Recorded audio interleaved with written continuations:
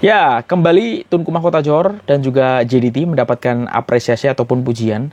Kali ini dari player JDT yang sedang dipinjamkan ke luar klub ya, yang sedang dipinjamkan ke Seri Pahang. Ditambah persiapan Negeri 9 FC yang nampaknya cukup serius agar tidak dibelasah oleh JDT di Piala Malaysia yang sudah memasuki 8 besar yang akan berlangsung pertengahan bulan September ini. Nah, detailnya seperti apa? Ikuti video ini sampai akhir. Selamat datang di JS Update.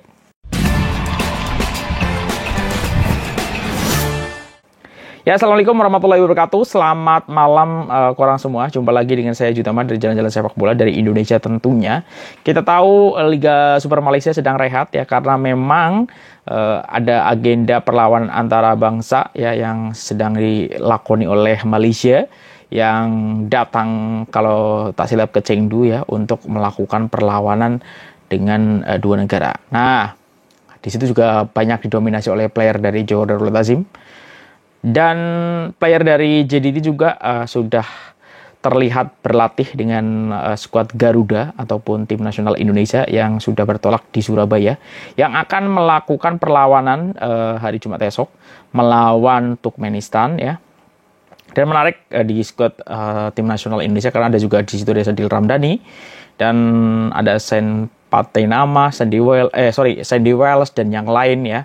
Jadi cukup meyakinkan lah. Nah, begitu juga skuad Malaysia yang didominasi oleh player dari JDT ya. Nah, semoga semuanya mendapatkan hasil yang baik di laga antara bangsa yang akan segera berlaku ini. Nah, kali ini kita akan cakap soal JDT dan juga TMJ ya.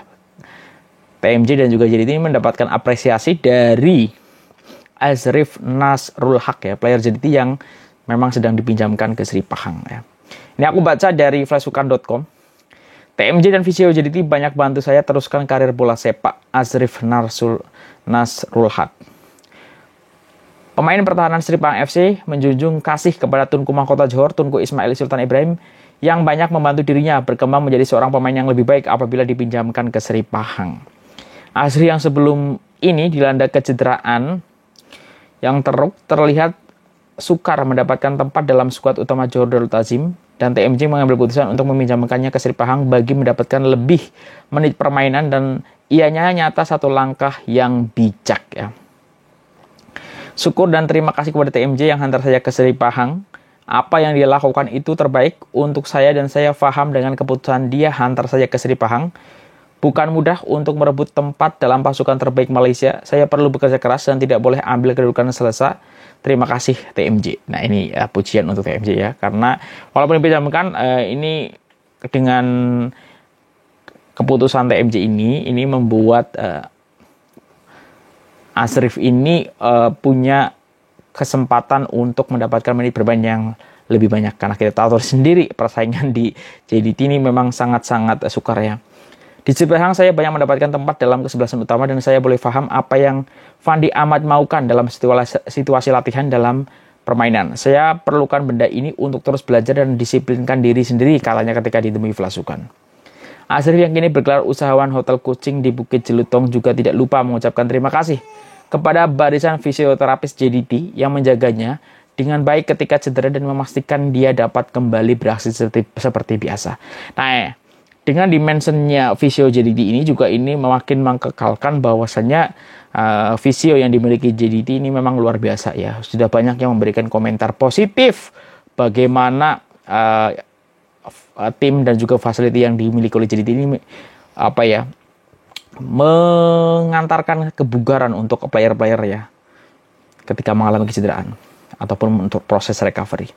Saya juga ucapkan terima kasih kepada pasukan Visio JDT. Kecederaan saya terlalu teruk dan cara mereka menjaga saya dalam keadaan kecederaan sehingga sembuh dan buatkan saya teruskan karir bola sepak dan bermain seperti biasa, tidak boleh diungkapkan dengan kata-kata ibunya. Jadi ini penekanan lagi ya bagaimana proses penyembuhannya ya, padahal cederanya parah sampai recovery-nya ini berjalan dengan baik ya, sehingga karirnya bisa berlanjut. Bekas pertahanan kebangsaan itu juga tidak menolak kemungkinan jika dipanggil semula ke skuad kebangsaan, namun dia tidak meletakkan harapan yang besar dan akan terus menunjukkan prestasi yang baik setiap kali beraksi. Jika ada rezeki dapat kembali ke pasukan bangsa, saya akan beri apa yang saya belajar di JDT dan Sri Pahang. Namun saya tidak berharap dalam masa terdekat, tetapi saya akan terus tunjukkan prestasi yang baik dalam bola sepak, jelasnya lagi.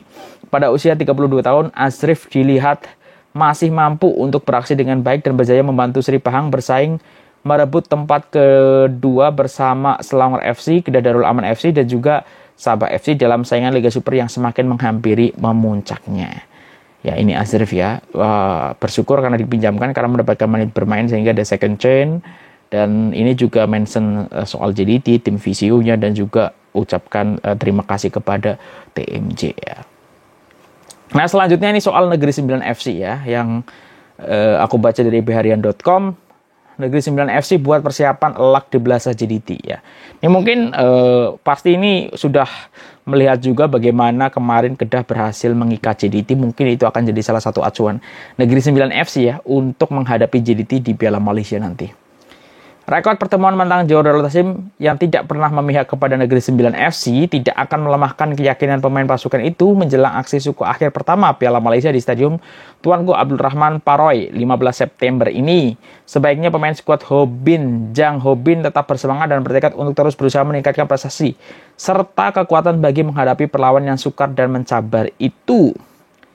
Pemain pertahanan kanan Negeri 9 FC C. Rashid C. Halim mengakui memang ada jurang besar antara pasukan JDT, bukan saja dari segi senarai pemain import, tapi juga pemain tempatan. Dia yang sudah membuat lebih 150 penampilan dalam Liga Tempatan sejak 2013, bagaimanapun optimis pasukannya berkeupayaan untuk memberikan tantangan.